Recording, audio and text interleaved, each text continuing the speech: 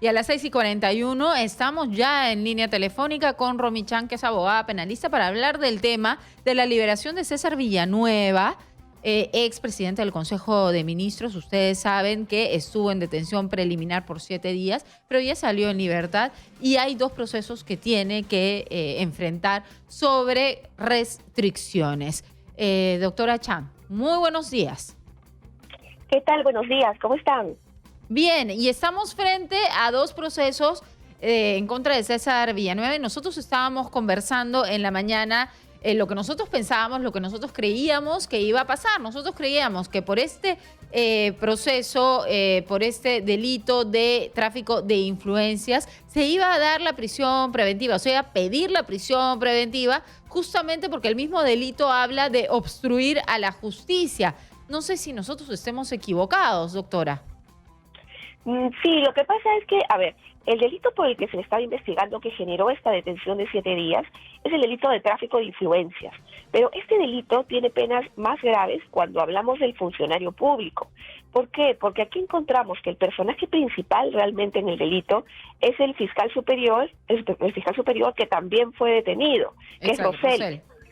Así es. Para él, el delito establece una sanción que va de 4 a 8 años de cárcel, a lo que se sumaría el tema del delito de patrocinio ilegal, que tiene hasta 2 años. Entonces, en esa suma de sanciones, claro, uno establece que el pronóstico de sanción va a superar los 4 años y, por tanto, es más fácil pedir la prisión preventiva por su calidad de funcionario público, ¿no? Que agrava sus actos. Pero en el caso de Villanueva, en este delito en específico, él era acusado básicamente por el tráfico de influencias y en calidad de instigador, es decir, como persona común y corriente, no como funcionario. Y por eso la sanción máxima que podía afrontar era de 4 a 6 años. Entonces era más difícil solicitar la prisión preventiva porque el delito pues no era igual de grave que si él hubiera sido funcionario público. No, por eso me imagino que la Fiscalía Pero la norma dice, doctora, más de 4 años, y si está hasta 6 años estamos hablando de más de 4 años, ¿no? Sí, pero cuando hablas de primera vez, de una persona que ha cometido un delito por primera vez, que no tiene antecedentes, ¿no? Y que eventualmente incluso es no acusado como autor, sino como instigador, es decir, hizo nacer en la otra persona esta idea, ¿no? Le pidió a la otra persona, en este caso al fiscal superior, que vaya a traficar influencias. Las sanciones no son exactamente las mismas e incluso le podían haber dado una sanción por debajo de los 4 años si finalmente él aceptaba haber realizado estos actos. Entonces, era más difícil. O sea, no se cumple esta parte de la pronoxis de la pena. No es usual. O sea, no es usual que en estos casos, cuando hablamos de ciudadanos, el Poder Judicial de prisiones preventivas y la Fiscalía Suprema o la Fiscalía General, ¿no? Las pida, ¿no? Por la naturaleza del delito, ¿no? Ahora, ojo, esto en el caso del tráfico de influencias. Sí, pero yo sigo pensando, o sea, no voy a discutirla, por supuesto. Usted es la abogada y me imagino que está absolutamente en el margen de la ley. Lo que me sorprende como ciudadano es que claro, que tiene otro proceso, que es el proceso central que tiene que ver con la carretera, con Odebrecht, que ya vamos a hablar. Pero a mí me parece un peligro público el señor Villanueva. O sea, y el señor Villanueva está casi en flagrancia, confabulando, generando un ardid, un plan para infiltrar un equipo especial, para entorpecer la labor de la justicia, para obstaculizar, para generar impunidad, para sacarle la vuelta a la ley. Es decir, a mí me parece grave. Alguien me dirá, sí, pero no es igual de grave que sueltes a alguien que va a violar a un niño. No sé, yo diría no sé, porque estoy frente a alguien que puede convocar 2 fiscales para convocar un tercero, para librarse de responsabilidad y seguir perpetuando en el Perú la corrupción, un mal endémico cuya lucha es política de Estado y que sin ninguna duda a mí como juez, en un criterio que debe ser básico y elemental, me debería dar un criterio de inflexibilidad. Pero claro, estamos en el Perú, las leyes las hacen estos políticos contra los que estamos luchando, sin ninguna duda, con un garantismo que a mí a veces me da ganas de llorar, y claro, tenemos que pegarnos a ellos, ¿no? Es lo que, digamos, es lo que hay, entiendo, doctora Chan. Sí, bueno, y recordemos también que tenemos un acuerdo plenario, ¿no?, de la Corte Suprema que nos dice que el uso de la prisión preventiva es excepcional, y además hay algo muy importante que hay que tomar en cuenta, ¿no? El personaje central en esta investigación realmente era el fiscal Rosell, el fiscal superior, que además, ojo, hablamos de un fiscal que tiene muchos años en el Ministerio Público. Y que ha quedado en que prisión justamente preventiva. y que por eso ha quedado en prisión preventiva, claro. O sea, aquí, claro, está llamado un poco el ojo el señor Villanueva por los cargos que él ocupaba en el Estado, pero lo cierto es que en esta investigación en concreto no hay que perder de vista que todo se inicia por escuchas telefónicas Sí. que hace la policía con ocasión del fiscal Rosell. Y ojito, le hemos encontrado $70,000, ¿no? La fiscalía Sí. le ha encontrado como Ujú. $70,000 en su oficina, porque ya tenían esta presunción. Y 20.000 de más que en soles. Imagínense, ¿no? Claro, es un montón de plata. ¿Qué hacía eso en su despacho, no? Entonces, claro, un poco esta investigación se inicia por ese lado, ¿no? Claro, Claro, pero, Paquito, pero ahí se abre pues un cae cuaderno, pero Villanueva. ahí se abre, como dicen ustedes los abogados, se abre un cuaderno aparte, porque es más o menos la misma lógica de los cuellos blancos.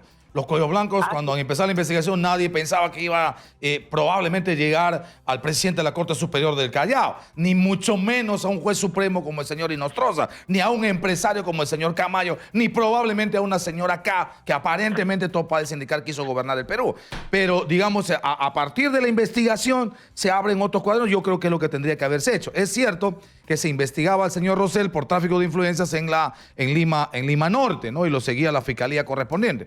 Pero ahí nace el tema Villanueva. Yo creo que el tema Villanueva debería tener una autonomía de una investigación particular por los efectos que esto supone en el tema, insisto, de lucha contra la corrupción y esclarecimiento de lo que ha pasado en el país. Doctora, este caso y este proceso sí puede ser utilizado por el fiscal Juárez Atoche para sí pedir prisión preventiva y utilizar este tema como prueba de obstaculización de la justicia.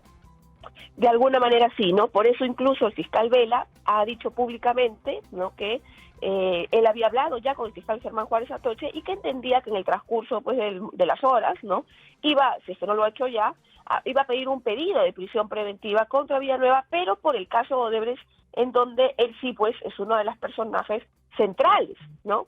Y por supuesto, esto en la línea de lo que establecen los presupuestos de la prisión preventiva, y entiendo yo, recogiendo en parte lo que ha ocurrido en este otro caso, que definitivamente le va a impactar al fiscal al señor Villanueva en esta investigación, ¿no? Y eso por una sencilla Ahí sí razón, calzan ¿no? los criterios de prisión preventiva, ¿no? Claro, ahí hablamos de un delito totalmente distinto, una organización criminal, corrupción, una Probable lavado de activos. armadas.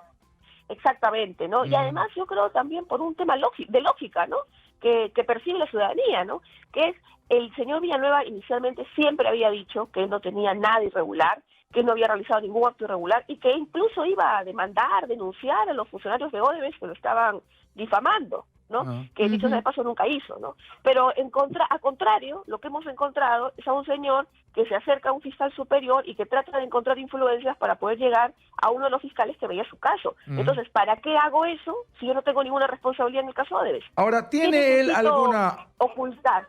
¿Tiene alguna inmunidad que le protege? El hecho de haber sido congresista, claro, en el tema de Odebrecht está claramente que no, porque eso, el supuesto delito habría sido cometido cuando él era gobernador y los gobernadores no tienen esa prerrogativa. Pero en este proceso en el que se le está siguiendo por este supuesto tráfico de influencias y patrocinio ilegal, ¿tiene algún tipo de inmunidad protegiéndole? No, para nada, porque el delito lo habría realizado en su calidad de persona natural, o sea, cuando ya no era funcionario público. Ustedes se preguntarán, pero entonces si no tiene inmunidad, ¿por qué interviene la Fiscalía Suprema y la Corte Suprema, que son las máximas instancias? Y esto es básicamente por la naturaleza del fiscal superior. O sea, que no es cualquier fiscal, sino es un fiscal superior. Y esto obliga a que quien vea el caso sea la Corte Suprema. El señor Villanueva ya no tiene inmunidad ni antejuicio, porque inmunidad la perdió 30 días luego de que el Congreso cerrara. Ya. ¿No? O sea, el 30 de octubre él perdió todo. Lo que haga a partir del 30 de octubre definitivamente le pone en condición de ciudadano cualquiera. Por supuesto, como con todos los otros congresistas que incluso muchos ya han sido puestos a la justicia, ¿no? Porque ya perdieron la inmunidad, ¿no? Y porque además cometieron esos delitos en su calidad de personas comunes y corrientes.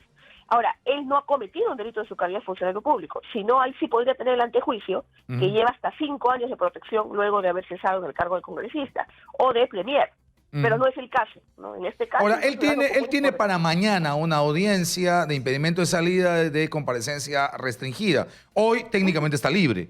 Está en clínica, pero podría salir. Pregunto, ¿podría viajar? No, si es que...